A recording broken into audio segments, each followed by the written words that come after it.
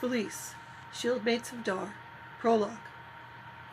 Thick fog muffled the horses' hoofbeats on the final leg of their journey toward Sirota. The normal sound of city life was absent.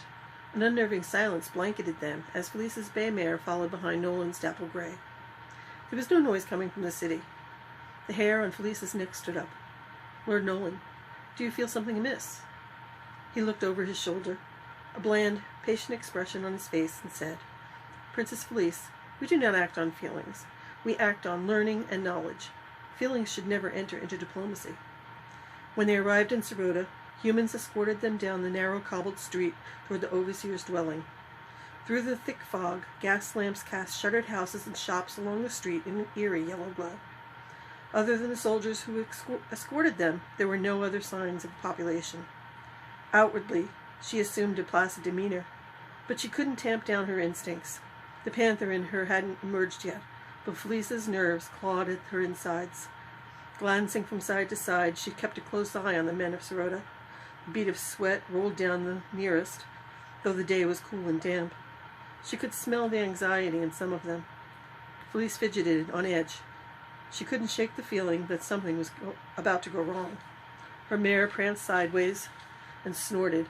Whirls of vapor rose up from the horse's nose into the chilled air. Nolan glared over his shoulder at her this time. "Control your emotions, Felice. They are affecting your horse." She sat straight in her saddle, focusing her eyes ahead, and pushed down the worry. Felice tried to soothe the mare by stroking her neck. The horse's ears twitched when she leaned forward and whispered, "Easy, Arundel. I feel it too. We will keep our eyes open." Nolan, who acted under the security of the king's authority, never questioned the large contingent of guards when they entered the cavernous hall of the overseer Gaydon. The arrogance of Nolan's position was their downfall. Not until they were behind the large barred doors did his brow furrow in concern. Still, he said nothing, but Felice loosened the strap on her knife and reached behind under her cloak to slacken her sword leather. After being more herded rather than led, Felice and Nolan were pushed through a door into Sirota's meeting room. "That is not Gaydon, but his brother Dunbar," Nolan whispered into her ear. "Be careful, he is a very dangerous man." "Seize them," Dunbar ordered, and before the Darians could respond, Nolan was struck down. Several knives pierced his body. Regret was replaced with the glaze of death, and he muttered, "I am sorry, milady." The men in the room turned to her.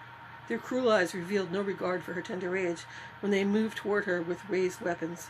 Shortly after her torment began, Felice's panther erupted, and her life changed forever.